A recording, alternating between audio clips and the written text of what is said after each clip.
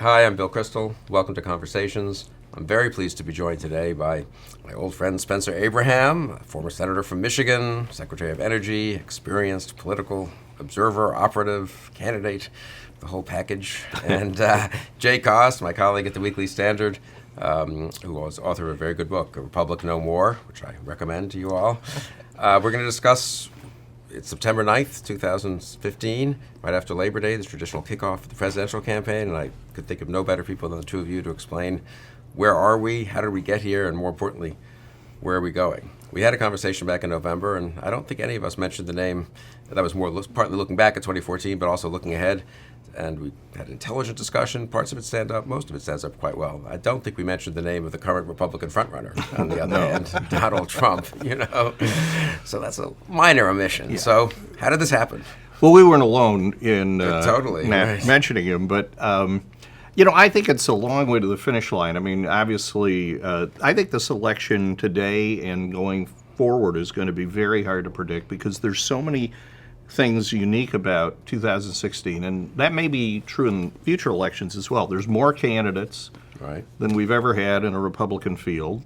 There's going to be a lot more money because the advent of the super PAC and the Supreme Court's decisions letting people make unlimited donations to super PACs has changed that scenario, so that a lot of candidates who would otherwise have trouble with money are going to have one or two major backers ensuring they can continue. We've never had so many channels to communicate with or people finding ways. So I think a lot is different. A lot of it is very unpredictable. But I think, probably for me at least, the surprising thing is the extent to which the so-called outsiders are doing well. Trump, Carson, Fiorina even now in recent weeks. That's a clear indication, I think, of some change in terms of the way the Republican electorate's looking at the race. Yeah, the three of them are together over 50% in a lot of state polls and some national polls even, I think. Right. And so I think that's to be watched. But, it's not surprising if you look back, I think, over some of these other recent campaigns, at this stage there's a lot of interest in the new face, and in particular the non-establishment kind of face. But as people start getting closer to the time they vote, I think that may change. And I think, we're now getting these polls of people that say they're primary voters, but that's often different than the people actually are primary voters. So a lot more to be heard from and seen here. I think one of the big debates going on, and the political scientists, commentators who are watching this, is do we end up reverting to normal in a sense? Someone pointed out to me the other day that I think Forbes, Bauer, and Keyes in Iowa in 2000, none of whom all were outsiders, none of whom had ever been elected to office, were also around 50% in the polls. So it's not unprecedented to have Buchanan and other people do this. Do we revert to normal, or is it sort of different this year? And that's in a way the question you're raising. Jay? Well, I think that one of the challenges that the Republican Party faces is that the party itself, if you think about the party as an organization, the party leadership. So you take the RNC, take the state party leaders, take the members of Congress and various, personalities within the party. They have really only a loose control over the way the nomination ends up being, what the result is. And in particular, we're seeing this right now. We're already seeing it. I mean, even beyond the ultimate result. And the possibility of a true outsider. But their inability to cull this field, and it's really created a tragedy of the commons almost, is that there's so many candidates eyeing an opportunity that they're all stepping on one another. And there's a very messy, disorganized process that the party itself is incapable of managing. So from a certain perspective, we already are through the looking glass. Do you think the messiness hurts? Or, I've been sort of just, maybe I've been wrong. I've been sort of saying, who cares? It's messy in September. At the end of the day, there's a convention, and whereas at Cleveland in July, and there's a nominee, and people forget if there were 17 candidates or 8. Or does it hurt the decision-making process of the party somehow? I don't think it hurts the party vis-a-vis the general election. But I do think that there is a damage to be had on, just an inefficiency where there are so many voices and so many candidates. I mean, I think you could point to, 6 or 7 candidates who really stand no chance whatsoever. And what they end up doing is they end up taking time from the 6 or 7 candidates who do stand a chance. And I think that cuts down on the ability of voters to make the most informed decision possible. Yeah, I don't worry about it too much. I mean, if there were 5 candidates and they were all throwing chairs at each other, Right. People would say it was damaging. If there's 17 candidates, there's not enough chairs. So probably at the end of the day, it isn't any worse. In some ways, we may have touched on this. I can't recall, but when we talked last time, but to some degree, this was predictable in that this is the first Republican contest where there was not a definitive sort of person next in line, Right. Teed up. I'm sure Rick Santorum would say, hey, I ran second last time, I was next in line, and arguably he was, but he obviously didn't, kind of occupy the same kind of strength coming back as Romney had, or as McCain had, or as Bob Dole had, or whatever. And so I think the absence of that is really the vacuum that's been filled, not, in one way by a very formidable, visible figure in Donald Trump, and in another way by a multitude of candidates who sense that there isn't some Right. previously sort of designated person. And while some would say, well, Bush, is the front runner or the heir apparent, I don't think voters see it that way. I think they see this as a real jump ball election. And Republican voters have kind of opened the door for lots of candidates, as well as for someone like Trump and maybe Ben Carson to kind of come in and begin filling that vacuum. Yeah, it makes you wonder whether all this. Yeah, I mean, so every Republican primary since 80, I guess, after Reagan was next in line, after 76, has basically nominated the next in line previous second place finisher, or with the one exception, 2000, the son of a former president. And there's a way in which maybe we just can't use the models of all those races to, and we all settled into kind of a pattern, or we did, the Republican Party did, strong establishment candidate or not so strong establishment candidate, some insurgent, looks like he's going to beat the establishment candidate for a little while, establishment candidate ultimately prevails. And that doesn't seem to be, I mean, this is amazing when you think about it. So Santorum and Huckabee are the 2 legitimate next in line sort of candidates, right? And they're not going to make it, presumably. And the son of the former president and brother of the former president isn't dominating. So it's a little bit of chicken and egg. I guess it's hard to know which is causing which, Well, and it's hard, you can find historical Right. parallels to a lot of things. I mean, I was thinking about the Bush campaign, and I think about 2008. And if you went back to this point at that stage, McCain was sort of almost exactly where Jeb Bush is, in the sense that he had been perceived to be the heir apparent, or probably certainly the strongest candidate a few months earlier, and then his support waned. He dropped to the bottom of the polls. People ruled him out. He was supposedly out of money and out of time and so on. And then he rose like a phoenix because of a combination of his I think his own personal fortitude and some circumstances related to Iraq and so on that helped give him a second shot. And he came back. And in a certain way, you can, like I say, you can kind of find these parallels to other campaigns. I don't think it's totally different than those, but I do think that there wasn't somebody ready to grab the mantle and strong enough to hold it that has caused some of the surprises we've seen. I want to ask you guys to go through the candidates and begin with Jay, but I want to ask you one thing that Jay made the good point about where is the Republican Party and its structure, and I guess you'd say its senior elected officials. You had made the point, I think, last November when we talked, and I thought it was a very shrewd one. Watch some of these the early states happen to have, in a way that they haven't always had, Republican governors or well-respected Republican senators. Yep. Iowa has a Republican governor and 2 Republican senators.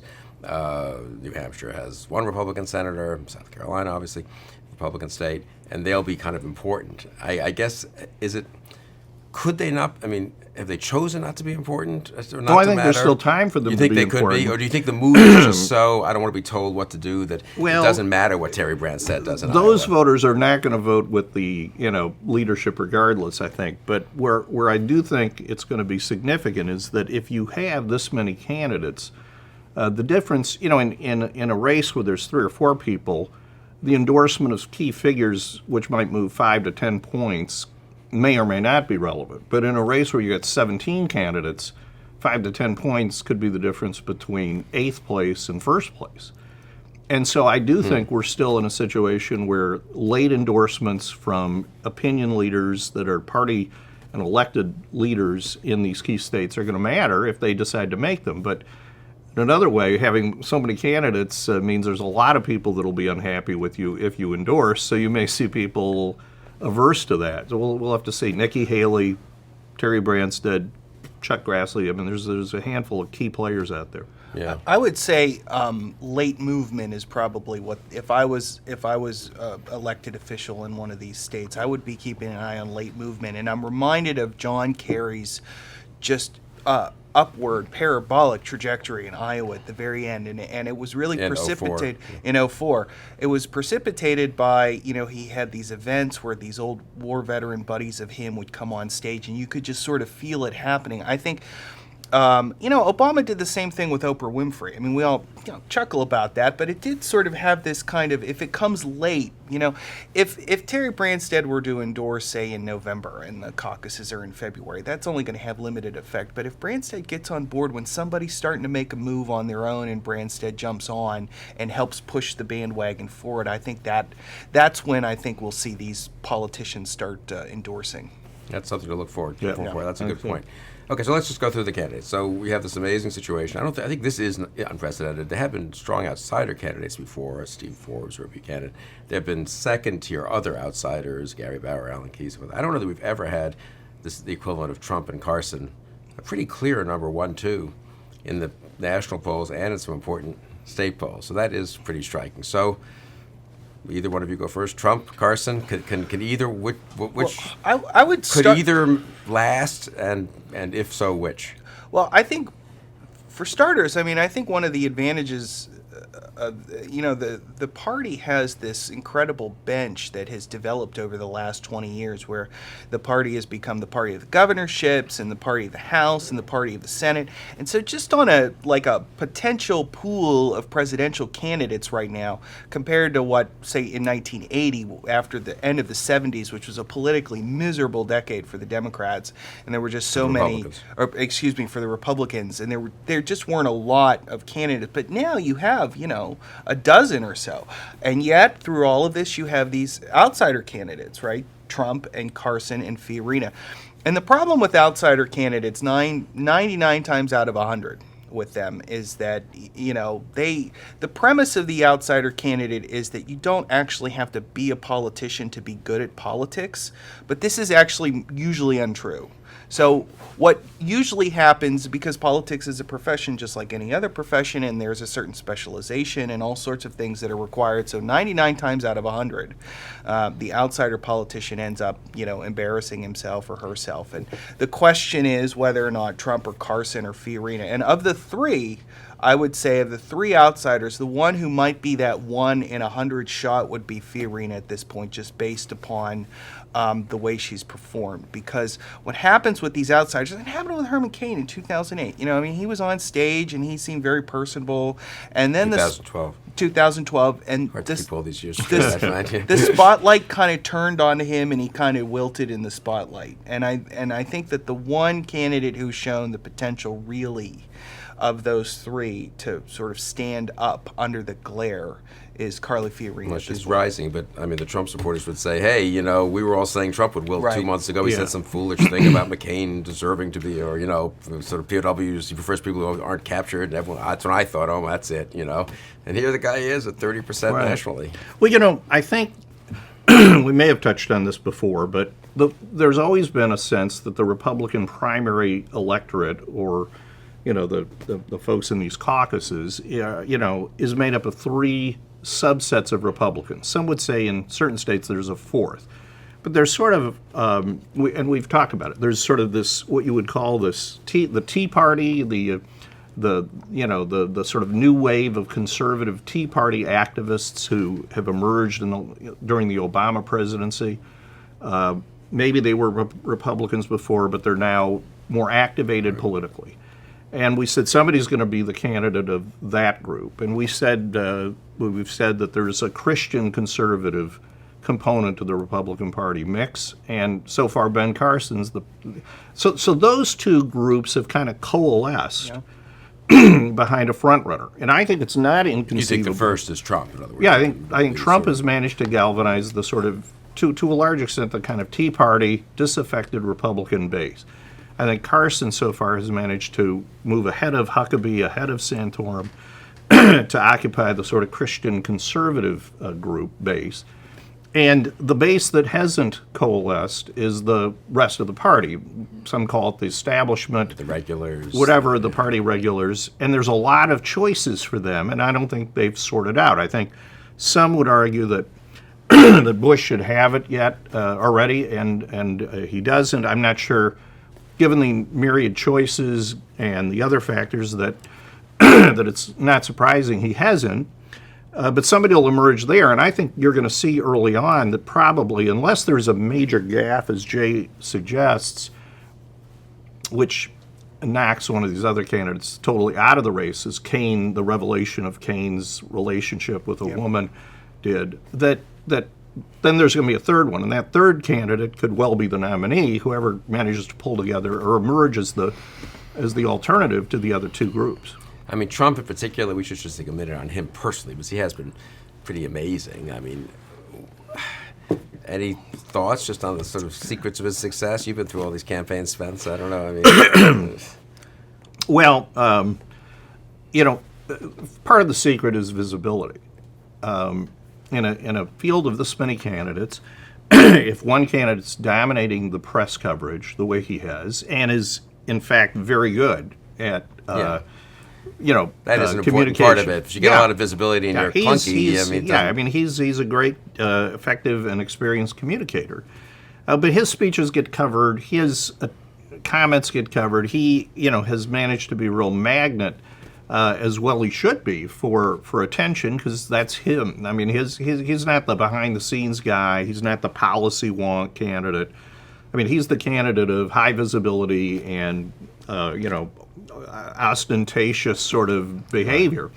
And I think that's a big part of it. I think a lot of his support is simply that he's the Republican most people are reading about, hearing about, and he's willing to go on the attack. And Republicans looking for someone willing to be a tough, outspoken fighter against what they perceive to have been 8 years of, or soon to be 8 years of Obama in the White House. They're going to be attracted to that until the race narrows down to a smaller number, and then they'll, I think, be looking a little bit beyond Trump at some of the other people, whoever else emerges as being serious candidates. It's pretty hard to take seriously the rest of the field because they're all minimally covered and largely unknown. And Carson, I mean, in a way, seems to have risen without the public, the press coverage, though, which is in some ways even more impressive. He has almost a hidden body of support, don't you think? I mean, I do, and Carson, I think, is I would be more, if I had to rank the outsiders, I put Carson ahead of Trump in terms of his staying power. I think that Trump has gotten called in the press for being ungentlemanly, right? I mean, he was very ungentlemanly to John McCain. And he was very ungentlemanly to Megyn Kelly. And I think that this is not nearly the deficit among Republican voters as you might be inclined to think, because I think they're in a very ornery mood. They're very frustrated with the way things are, and I think they like the idea of somebody throwing a few rough elbows. And moreover, Trump's brand of ungentlemanliness plays very well on television. I mean, that's the reason he's on the networks all the time, because he gets good ratings, because he puts on a good show. I think the thing that is going to sink Trump, though, are the issues. The other night I had occasion to rewatch his post-Megyn Kelly debate flap with Sean Hannity. And, it opens up about how are you doing in the polls, and Trump loves to talk about the polls, and he talks about them in a very colorful way. But then Hannity asked him about Planned Parenthood. And if I'm a candidate eyeing the Iowa caucuses, I would say Trump's answer was atrocious. Trump, pulled his punches on Planned Parenthood, said, well, they do a lot of valuable things. Abortion's only a small part of it. And I think that that's ultimately what's going to get him. And I don't think it's going to get him through the cable news networks because they like him and they're not inclined. Hannity didn't really ask any tough follow-up on that. He just moved on to the next question. I think what's going to get him is campaign advertisements from the candidates and also from super PACs. We already hear Club for Growth is targeting him. I would not be surprised if Susan B. Anthony doesn't go after him as well. And candidate super PACs, I think he's vulnerable to attack on abortion from Jeb, who's very solid on this issue from the perspective of Iowa caucus goers. I think it's the issues that are going to really affect him, and because Republican voters in these states, as frustrated as they are with the way things are going right now, and as much as they enjoy Trump's kind of riling everybody up, they care a lot about these issues, especially abortion. I think Jay's made a very good point. I mean, I think the support he has, as I said, I think it's coming from the broadly defined Tea Party activist types, and I think that the appeal is that they see a lot of him, and he's perceived to be a fighter. And somebody who's not, a take no prisoners fighter.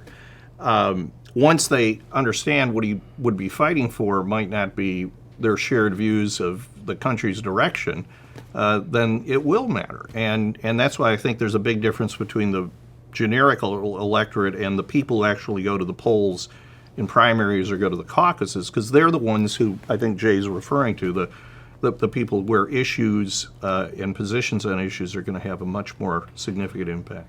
Ted Cruz was hoping to be, I think, the conservative / Tea Party / to some degree Christian conservative candidate, and on paper he checks a lot of those boxes, and probably a little bit frustrated that Trump's taking up so much space in that area, and Carson now too. But what do you think of Cruz's prospects?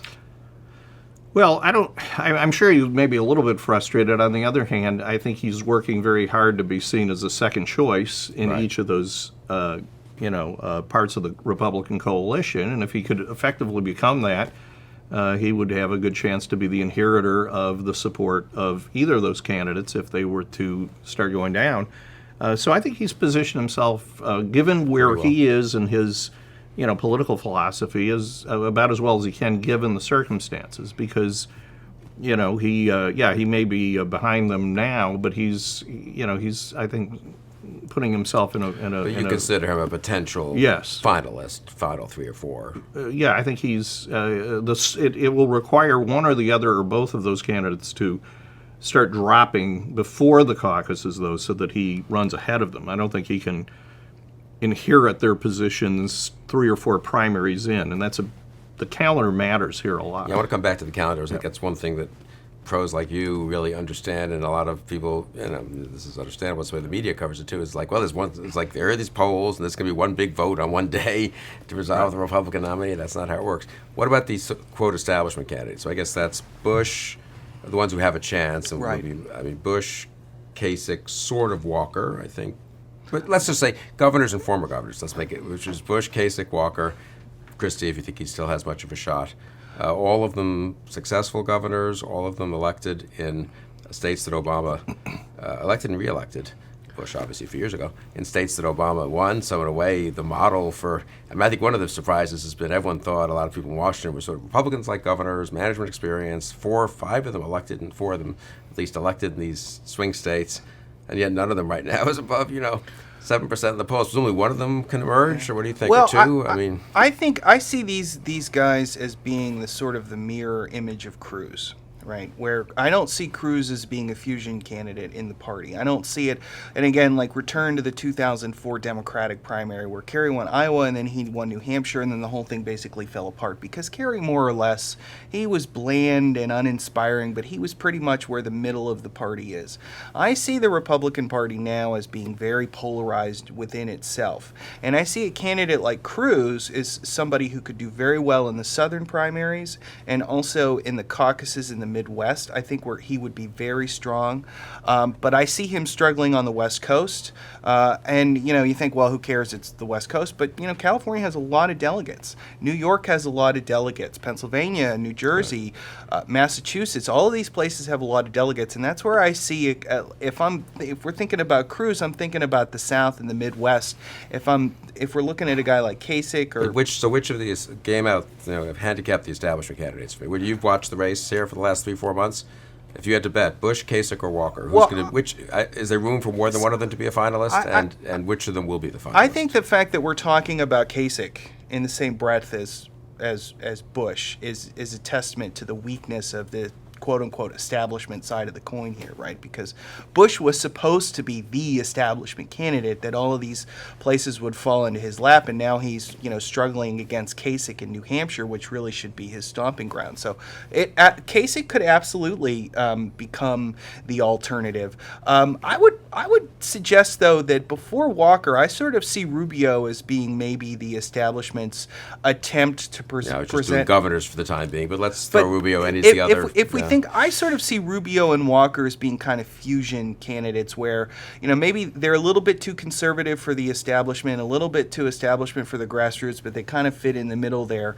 And if I had to bet, I would say that if the bottom falls out on Bush, I think that, the donors and the consultants and these sorts of, higher ups in the party are going to look at Kasich, sure. But I think they're going to take a very careful look at Marco Rubio for the same reason, as sort of a counterweight or somebody to stop a Cruz from winning the nomination by uniting the South and the farm states in the middle of the country, while the coasts end up being split between Bush and Kasich and Walker and Rubio, and then in that scenario Cruz wins with 40% of the vote. I think that would be something that they would be very worried about.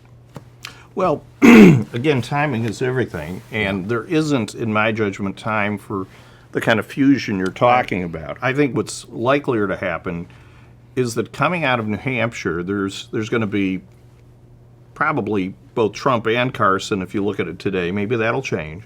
And somebody leading the pack of the others. And maybe because of that, winning the New Hampshire. I think it's Bush's to lose of that group. Doesn't mean still think Bush is stronger than Kasich, I think he Walker, has the Rubio. financial capability, and he's got an institutional base of support that will help him. He might not do it, but I think he's the one to beat, and I think it's his to lose. And I think, if I were Bush, I would in some ways be very happy about what's happened over the last few months, because had the Trump surprise not happened, I think Bush would have been leading the pack, and he would be the target of 16 other people's political jabs and political criticism and so on. And in a way, he's managed to be largely avoiding that because Trump's dominating all the coverage. So I think that's helped him. It's not helped him in the polls, but I think it's helped him in positioning. It doesn't mean one of the others could not get past him, but somebody's going to have to get past Bush, and that could happen. But I think there's only going to be one of those. There's somebody who's going to come out of the New Hampshire, Iowa caucus and primary in the top three. And I think those three, at this point it would be Carson, Trump, and that other person, those are the ones likely to go on. There isn't going to be time for people to sort of figure out who the fusion candidates are down the road, because it all happens too fast. And that other person, if you would, the party regular candidate, either pulls people together and wins, or one of the other guys is going to dominate. I mean, certainly Cruz you've been right. I don't think there's never been a nominee in modern times who wasn't in the top three in either Iowa and New Hampshire, and usually both. But I guess some people argue, this time it's kind of different. The super PACs, as you said earlier, maybe you could have 5 or 6 come out of 7, 8 out of Iowa, and maybe they don't eliminate much in New Hampshire. People just decide, well, that's another small state. They go to South Carolina, someone else wins. But your sense is actually we're in something of a death match on the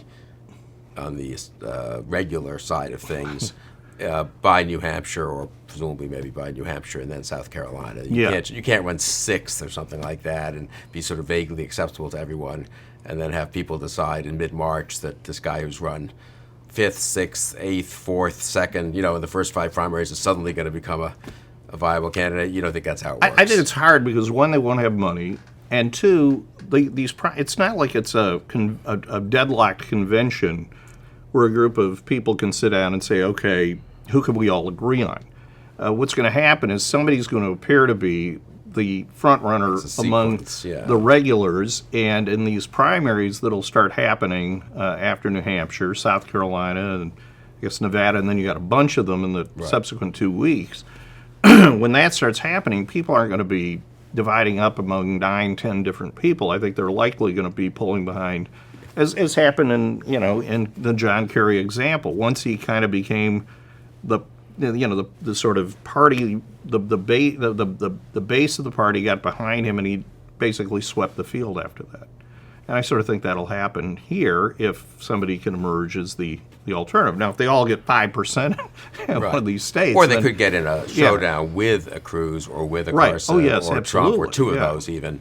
But you're saying that on the regular side, you sort of think they don't all survive for that long. I think it'd be very hard given the financial and other circumstances. And just on that front, and then I'll come to Jay, I mean, of the regulars, which I guess we're now, some regulars or semi-regulars, which I'm going to say is the 3 governors, Bush, Walker, Kasich, Christie, if you want to include him, though he's pretty much trailing, and then Rubio, and that's it. I guess Fiorina is complicated, but Cruz is the conservative. I think he doesn't quite fit in this category, right? Right.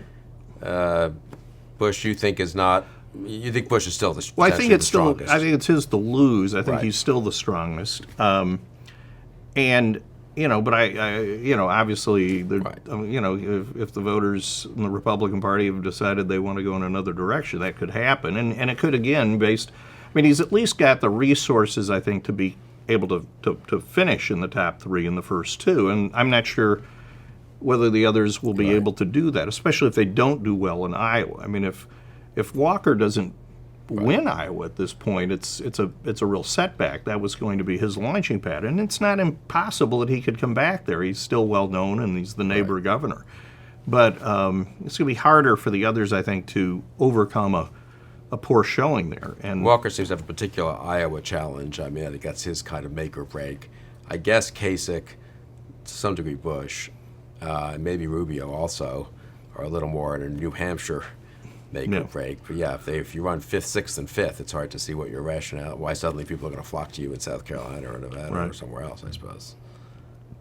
See, I'm not sure. What trips me up in sort of the logic of consolidation is that I see a half dozen candidates in this field that a huge segment of the party is just they're not gonna take them down easy. They're just, I think Ted Cruz could very well be the nominee, but he'll have to win it ugly.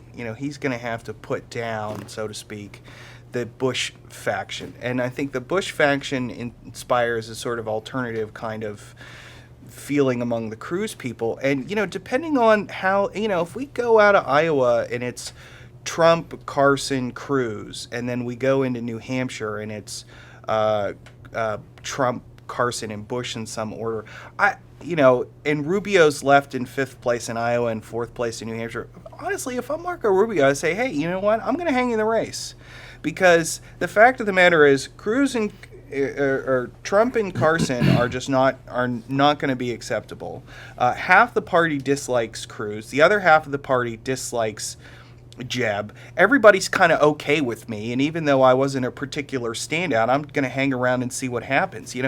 Things like this have happened not so much on the Republican side, historically speaking, but we've seen this on the Democratic side. Clinton in 1992, Jerry Brown jumps in late. There's all these sorts of various attempts to stop Bill Clinton from winning the nomination among the liberals.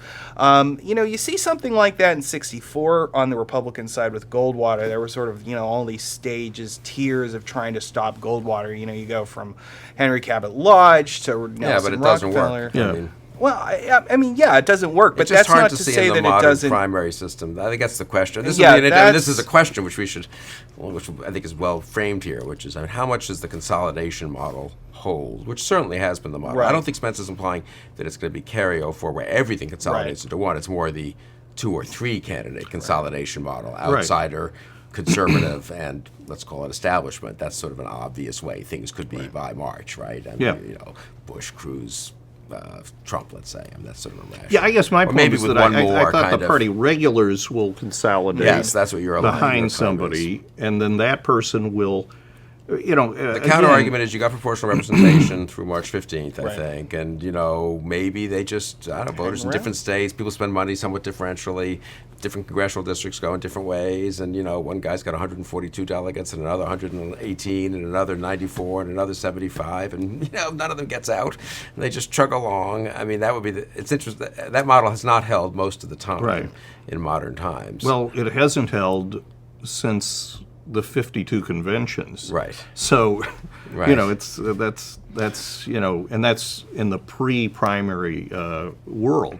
I think it's very unlikely that happens. If it does, then I think you do have potentially a serious problem if you're the Republicans at that stage, because if you have a fractured party going into a convention and end up You're with not a fan of a brokered convention? I'm kind of, as a editor of the Weekly Standard, I'm Yeah, sort I of, know, what would that be fantastic? Yeah, the weeks before brokered convention with, 8 candidates with some chunks of delegates and no one above 35%, that would be interesting. Well, I'm Donald sure- Trump knows how to make a deal, Right. And Mitt Romney probably gets pretty excited at a situation Well, let me ask like you, so that. 2 more questions then. What is this the field? I mean, is it conceivable? Romney comes in November to save or in January even to save, or once the voting has begun to save the day, or Mitch Daniels or anything like that? Is that pretty much out of the question? It's hard because I think of the laws, Yeah. because most of the states really wouldn't be able to put them on a ballot, and so they can't. But what is not inconceivable, if you had a situation that we just described where there's nobody going to win the nomination, that there would be some effort to find a person who hasn't got all the scars of the primary season as a solution. I'm not sure that would happen, but I could see it happening in those circumstances. And Romney obviously would be somebody people talk about, and your friend Dick Cheney might be, my dark available horse at that candidate, point. right? Yeah. Cheney, Who knows? Biden. I guess we'll get to the Democrats in a minute. What else would you look for? So there are debates. Debates important or sort of overrated in terms of actually sorting out candidates? I think they're hugely important. I think the problem that a lot of these candidates will have too is that there's so many participants in them. But then how can they be so important if there's so many Well, participants? but we saw, Carly Fiorina had the undercard debate on Fox which News. was a huge advantage, it turned out. Huge advantage. Isn't that ironic? She didn't have as many big personalities Right. to fend off, and there were fewer candidates. But I think that's something to keep an eye out for: somebody making a splash in the debates, and not necessarily right away, hanging around, just sort of workmanlike, similar to Rick Santorum in 2012, who was sort of the last of the candidates that the Republican voters flirted with before they married Romney. It doesn't necessarily have to happen before December, where somebody has some big breakout moment in a debate, maybe even January. I mean, we don't start voting until February. So, and Super Tuesday isn't until March, which, my goodness, is 6 months away. So, there's a lot of things that could happen. Yeah, where are you on the calendar question? How do you think it can break late like that? Do you think we'll know much more by Christmas, or still be waiting? I think we won't know much until we get real close to the Iowa caucuses. I agree with Jay on the debates. I think it may be the debates that ends up serving as the way that somebody emerges as the party regulars candidate here. And that will be a factor. But I think they will be big. I think Jay's right. Even if there are a lot of people, that's the one chance, to see them side by side. And probably where Trump becomes increasingly the target of people who will want to force his actual positions out into the open. Not something as likely to happen in his, mainstream media interviews, but something that really could happen in the debate forums.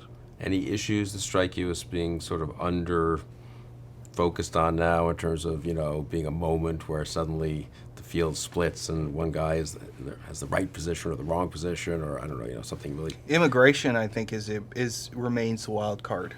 especially with what's happening in Europe and these news stories about what's happening in Europe. You know, the predicted, child migrant surge on the southern border didn't really happen this year, so I think it's still kind of stewing under the surface.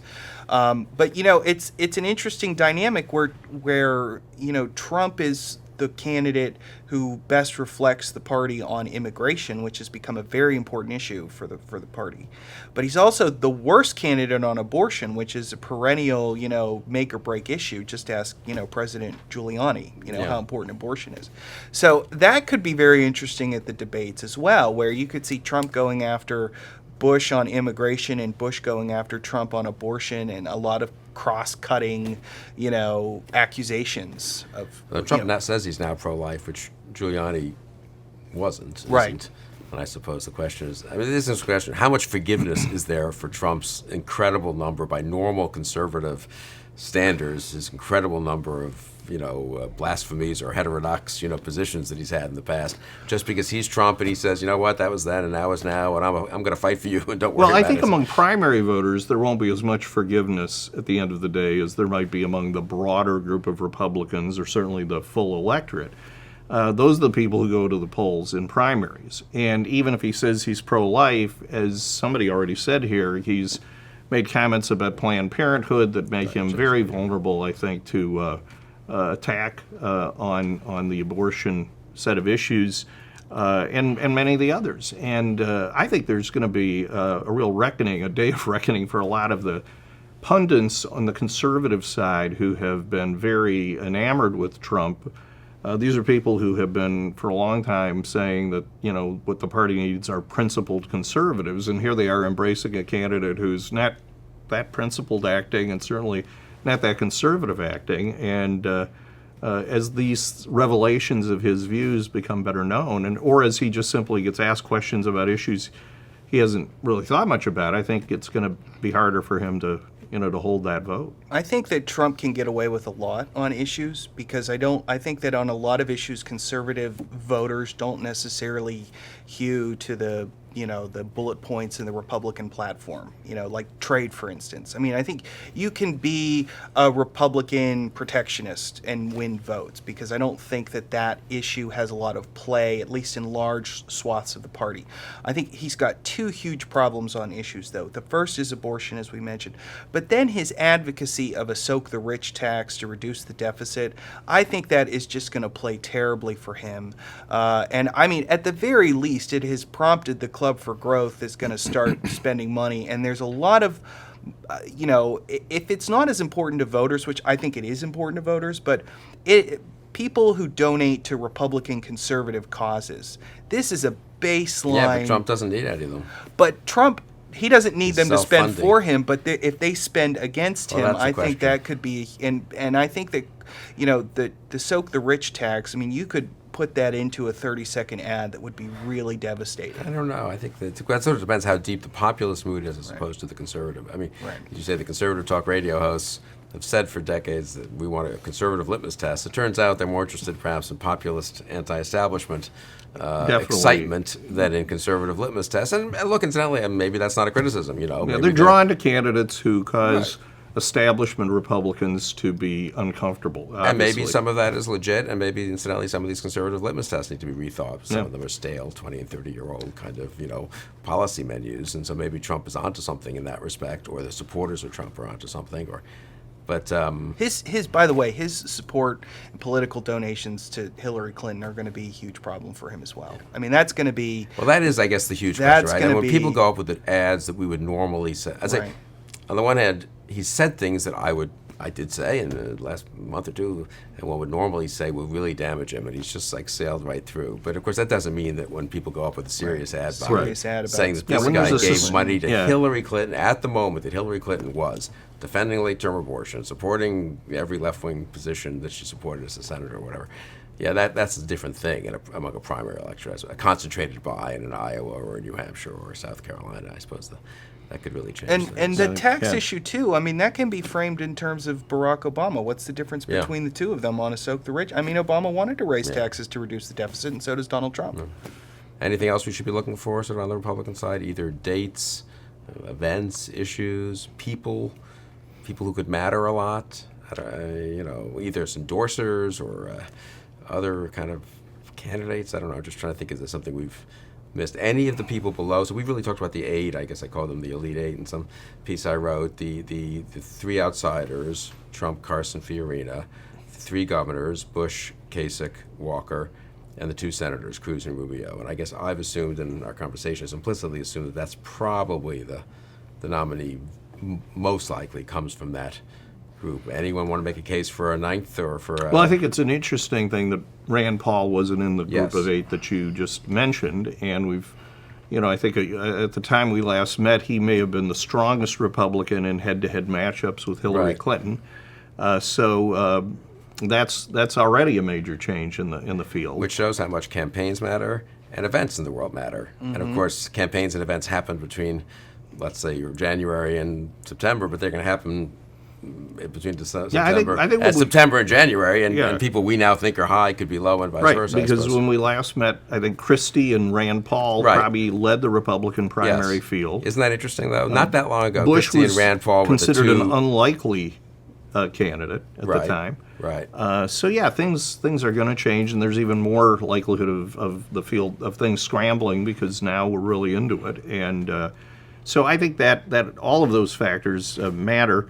But I do think again, I come back to what I've said about endorsements are going to matter a lot in these states with this many candidates, and I do think if somebody in the party regular world does emerge after the first 2, that there's going to be a lot of momentum for that candidate.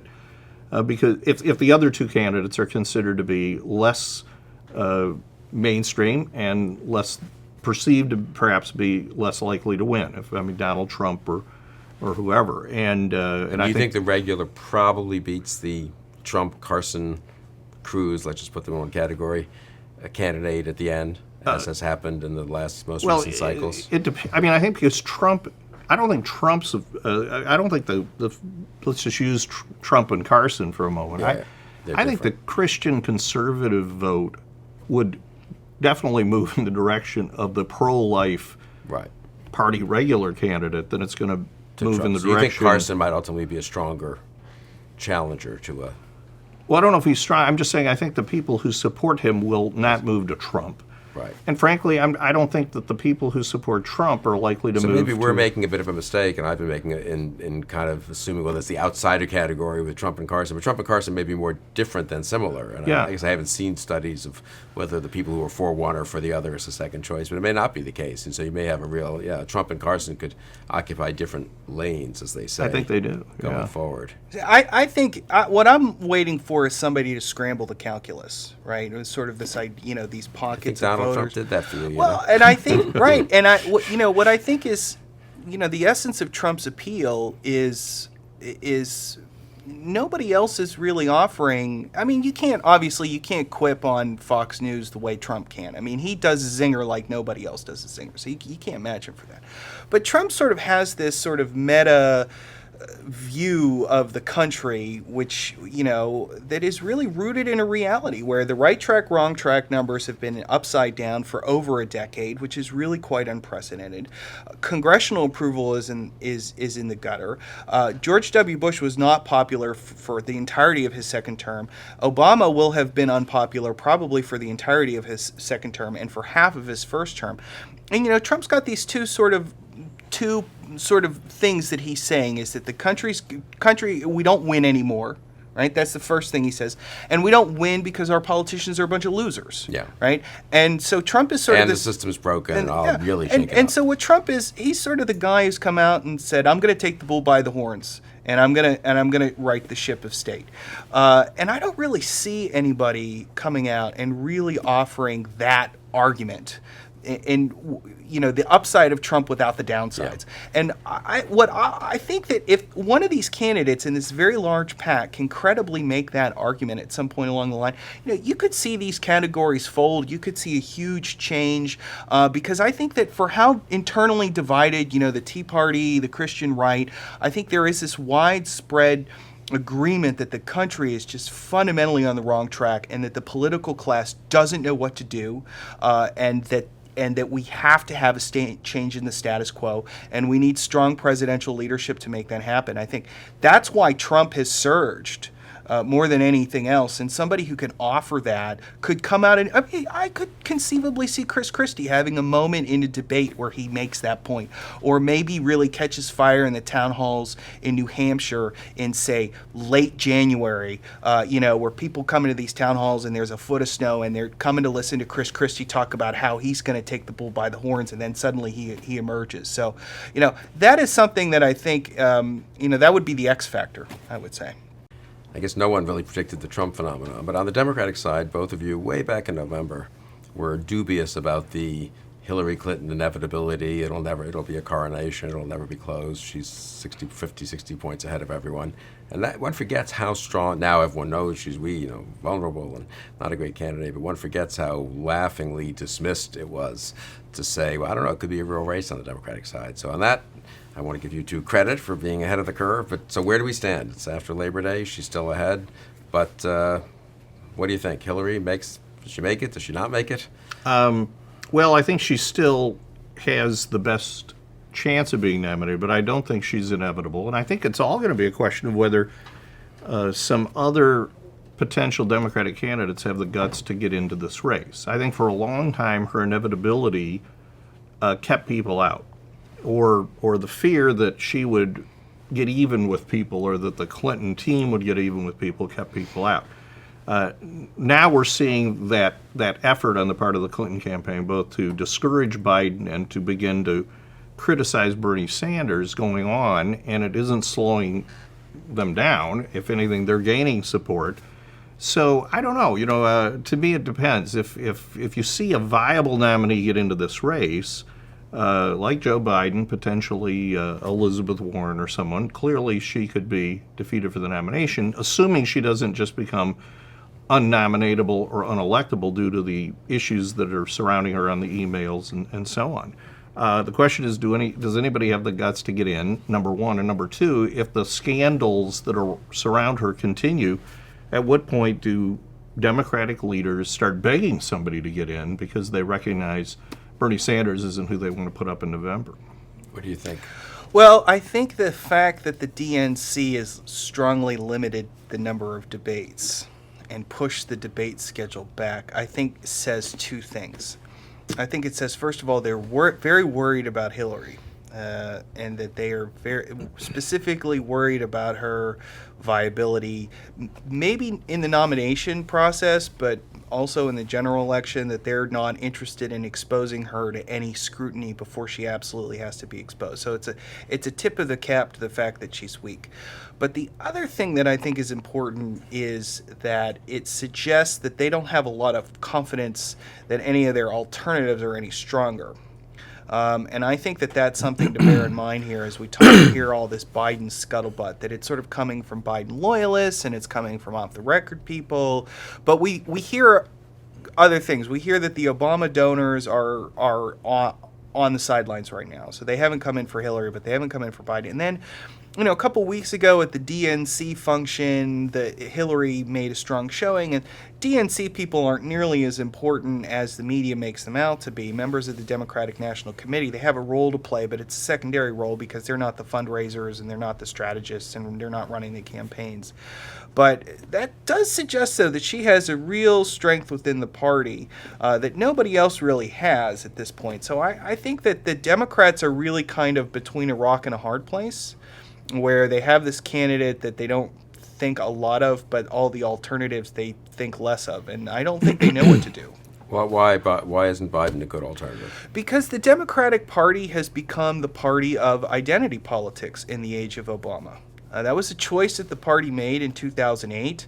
If you look at the breakdown of the electorate in 2008 between Obama and Clinton, Clinton won the white working class.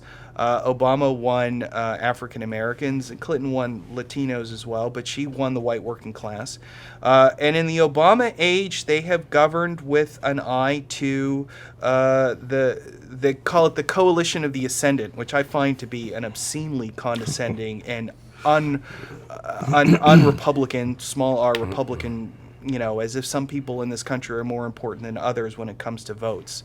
But that's how they view themselves, a coalition of the ascendant. And Biden's problem is that he's an old white guy.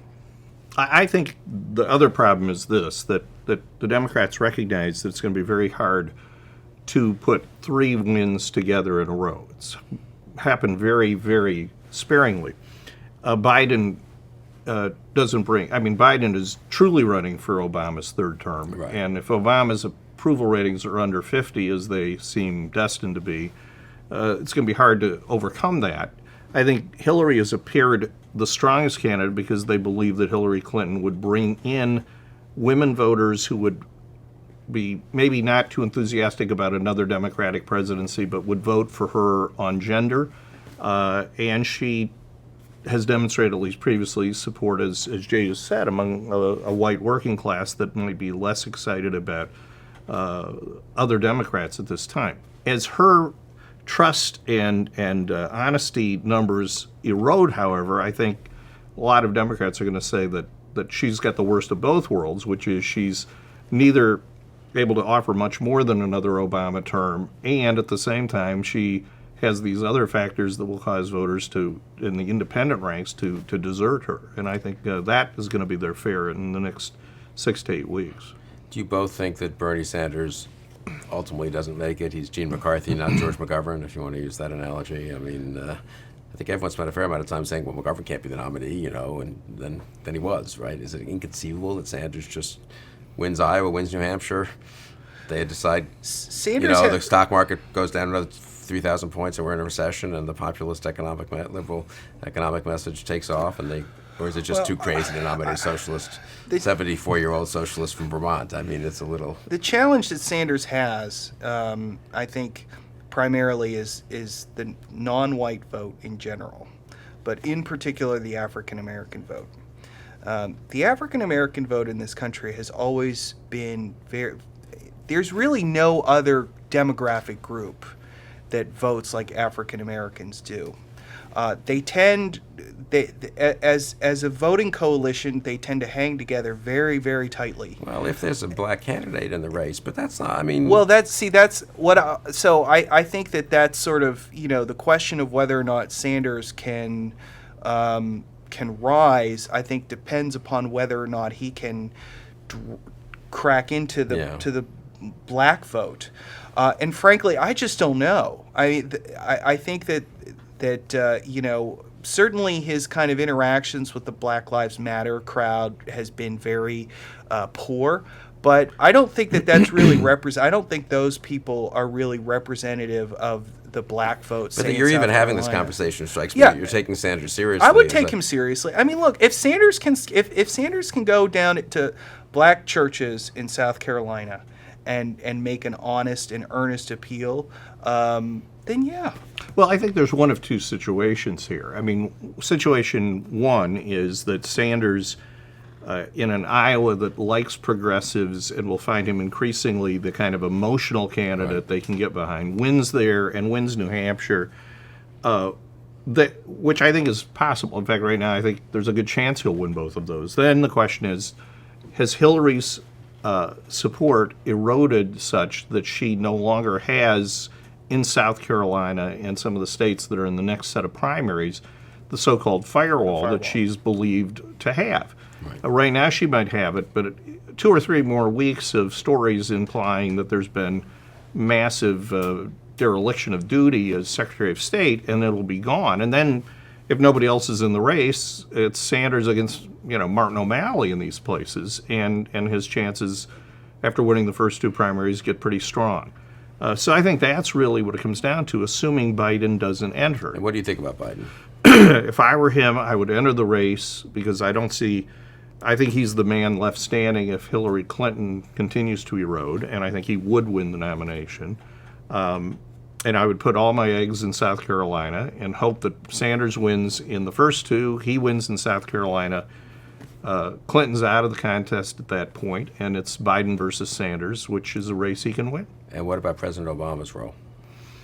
Well, I think it depends on where Hillary Clinton's trust level and her honesty approval ratings are. If they continue to erode, and Biden gets in, I would not rule out that Obama would, in one way or another, maybe not explicitly, but in ways that would matter to voters, embrace him.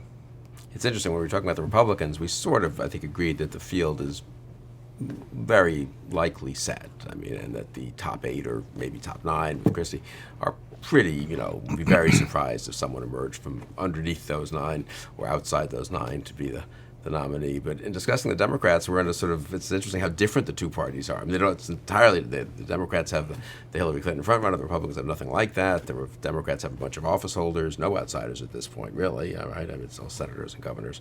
The Republicans have the 3 outsiders, 2 of whom are right now leading. And the Democrats seem to have a real possibility of one major candidate coming in, and I wonder whether more than one.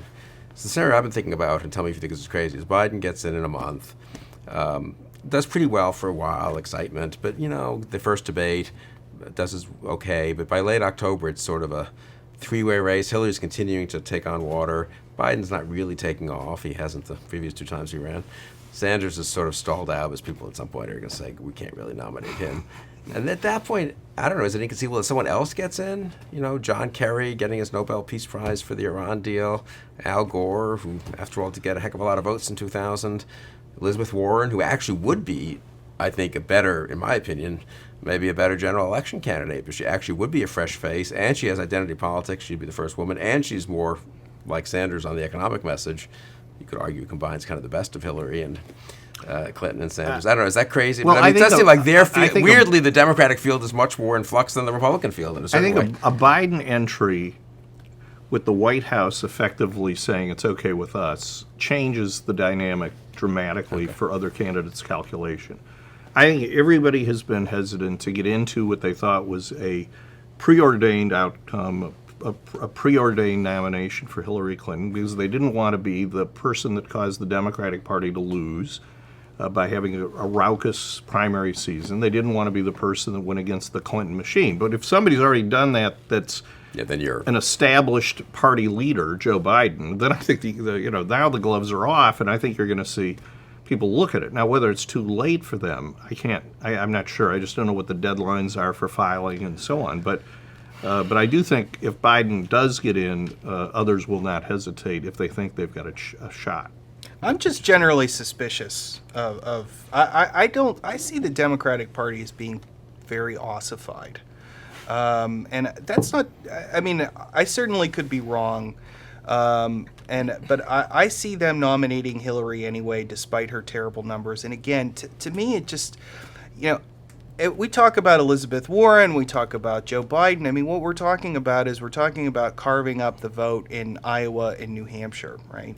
Where, and more broadly, we're talking about the upscale white social liberals. Well, but I think they could get in later and carve up the vote in South Carolina. And that's where I just... Well, not get in later, but I mean, they could just let I just Sanders... haven't seen any evidence yet that any of these candidates besides Hillary has an appeal to black voters in the South and Latino voters in Texas. I mean, who the Latino? If you look at a state like Texas, right, which has a huge delegate haul, and white Texans overwhelmingly vote Republican, so that means that Texas is going to be it's going to be Latino Democrats. So who has a pool down there? And I see, this is the one thing that I'm sort of waiting for, if it's going to be a real race, is for Obama to really tip his cap in some way and get off the sidelines and put his arm, maybe even more than tip his cap, maybe put his arm around somebody and say, this is my guy. If Obama were to do that to Joe Biden, I think you'd see overnight, you would see movement in the black vote, and I think you would see maybe not as much movement because Hillary has a lot of pull and connection with the Latino vote, but I think you'd see movement there. But as long as Obama sort of retains his philosopher king pose of demure and back in the background, sort of like letting it all play out, I don't know. I just have my doubts. I don't know. It seems to me Obama has actually gone pretty far not to be for Hillary. I would put it that way, given how everyone else was signing on for Hillary. And I wouldn't be at all surprised if Biden gets in for Obama to throw his arm around him. Not endorse him quite, but just say he wants to make clear that Joe Biden has been the best friend and vice president anyone could possibly have, and he personally, Barack Obama, appreciates it.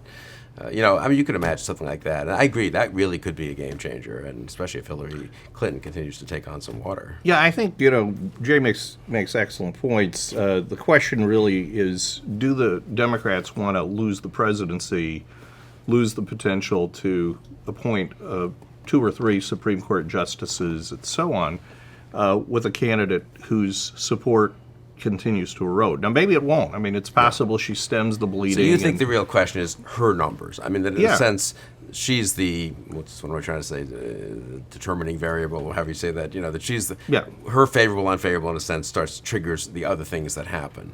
But if you think a little more erosion, or would be pretty decisive, I think right? Her numbers are pretty bad. Yeah, I think if people look at the polls that have Donald Trump leading her, they've got to be nervous. If there's a continuing playing out of the email controversies and the security classification part of that, and those numbers drop just a little bit more, and among independents, she's extremely weak.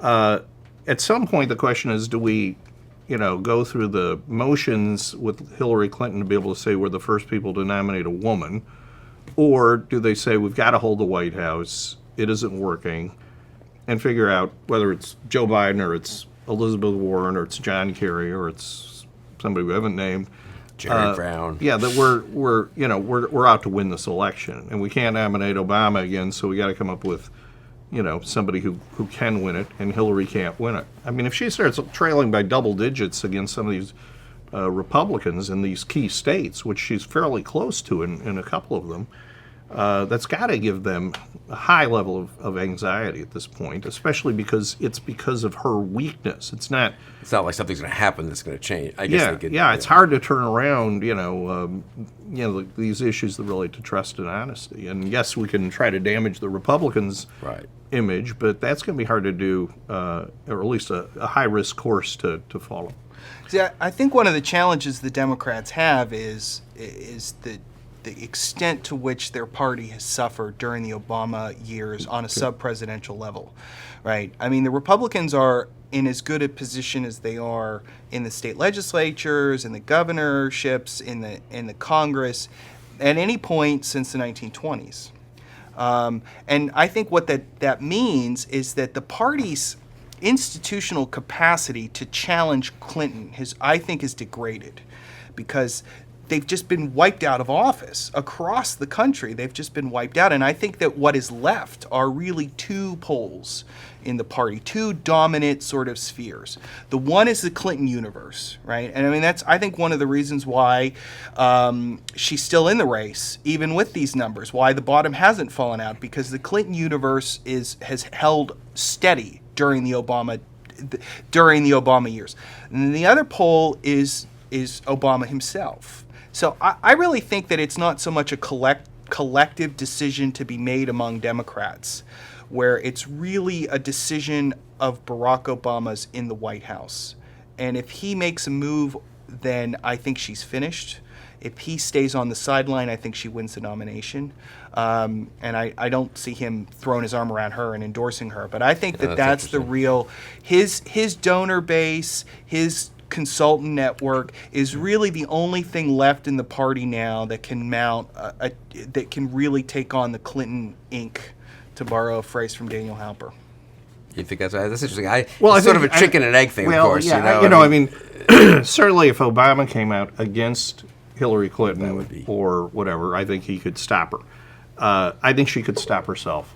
That's the only difference, I think, between where Jay's coming from and I'm coming from. And I'm not saying that'll happen, but I do think if the drip, drip, drip of scandal, of inappropriate actions as Secretary of State continues, and her numbers continue to fall, I mean, yes, parties have gone on kamikaze runs before, and I'm not saying the Democrats wouldn't, but the potential to be beaten in these primaries suddenly becomes real, and expands beyond Iowa and New Hampshire. I don't think Obama would just sit around while she, sort of move in a kind of glacial-like way toward the nomination with no chance of winning in November, and let that happen. My guess is that that he would, in fact, at that point, be inclined to do something. I'd suggest as well that Trump might be clouding their judgment on this matter. Whereas, I mean, we were talking about Trump. I mean, none of us see Trump as being a potential nominee because we think he's a bad fit with the party. The Republican, Democrats aren't Republicans. They don't talk to Republican voters in Western Iowa. They don't spend as much time thinking about them. Certainly, insofar as they do, it's a very adversarial and unsympathetic account. And I don't, maybe they're just looking at the top line poll numbers and they think, well, she's going to run against Trump. We'll be fine. Whereas we are sort of like looking beyond and sort of envisioning Hillary against, somebody like Marco Rubio or Scott Walker or Jeb Bush, and they're thinking, oh, it's going to be. Maybe it will be Trump. That'll be the fake. Maybe it will be Trump. Maybe. So what about? Let's just look at a minute about that. I mean, so we don't know who the nominee of the party is. We don't know what's going to happen next year. It's really, but stepping back, 2016 general election. What if you had to sort of, which would you prefer to be, the Republican or Democratic candidate? I mean, do you think, generally speaking? No, I'd rather be the Republican candidate. I mean, you've got a very limited number of cases where the same party wins 3 times in a row. You've really got Bush following Reagan as the one The example. one post-war And Reagan was strong, and the Democrat was not a strong candidate, although led much of the campaign. I mean, even though Reagan was so strong, Dukakis could have won that race, in my opinion. So it shows, in a way, how difficult it is to hold that third term. Yeah, it's very hard, and Gore found that out. So I think it is the Republican. The Republican position is an advantageous position. I think Obama's going to make it much harder for Hillary Clinton because already she's being forced to embrace positions she probably will have a hard time defending in a general election. But the Republican nominee could be badly damaged, or just, if it were, say, Trump, maybe not, sellable to a majority of Americans for a variety of reasons. And I'm not saying, he couldn't win. I'm just saying he probably is a more problematic nominee than would be somebody who's a little more experienced as a candidate, a little more credible as a public official. But I think the Republican position's the stronger one right now. You think so, too? I agree. Certainly from a historical perspective, I mean, as you noted, winning a third straight term is very difficult to do. The right track, wrong track number is upside down, and it's been upside down for a decade. I mean, President Obama's job approval has been persistently stuck around 45% this year. It kind of bumped up after the midterms, but it's been stuck. And to be at 45% as a Democrat suggests you're holding your party together, but independent voters in the middle of the country are not in your coalition at the moment. So all of this is very suggestive of a democratic difficulties in the general.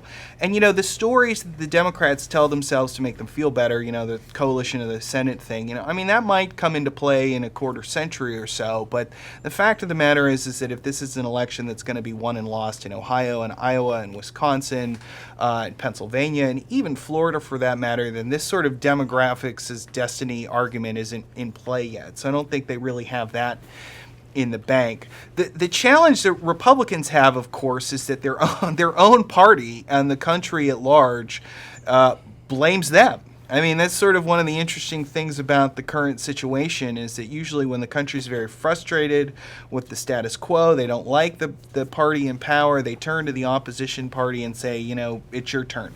But the problem the Republicans have is that everybody has memories that are long enough to remember 2008 when they turned the Republicans out of power, and the country clearly has not forgiven the Republican Party yet. So I think that's sort of the one kind of twist. Well, they seem to forgive the Republican Party in 2010, in the- 2014. in the but I think midterms, the problem there is less 2008 and more that the Republicans control Congress, and it makes it a Right. little harder to a pure And in 2010 outsider message. In 2010 and 2014, they were also consciously voting to check Obama. Yes, and whereas so I think- whereas in 2016, it's going to be, And I would do say- we empower the Republican Party? But I think you go back to 2000. Right. It's not much different. You've got Republicans Right, I agree. in the It's majority in closest analogy. Congress, and you've got an open race, and you have a sitting Democrat president who's less popular than the president in 2000, although one could argue that the scandals around Clinton Right.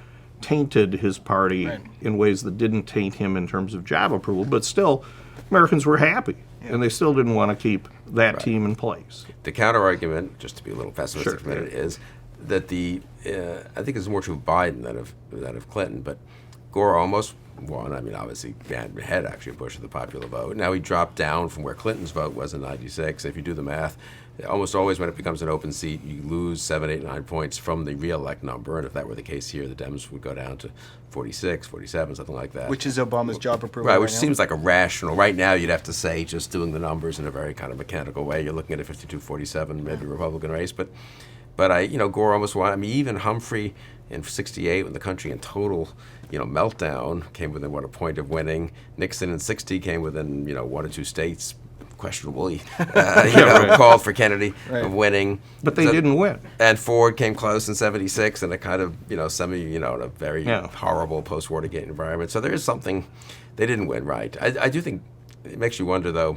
And then the other argument is the 242 electoral votes the Democrats have won. I guess whichever the states the Democrats have won 6 times in a row gives them such a high base that they just need to pick up either Florida or 2 of the other states, and gives them just some structural advantage. But having said all that, I think the 8-year turnout and Obama being underwater. I mean, that is the key. You can imagine if Obama had a 52% approval, the world were in good shape. The economy had been growing 4, 5, 6% a year. That's a different story. But and I do think in a way, what Trump's candidacy and what the election in 2014 demonstrated is a high level of anger and unhappiness. I mean, we aren't in a situation like we were in.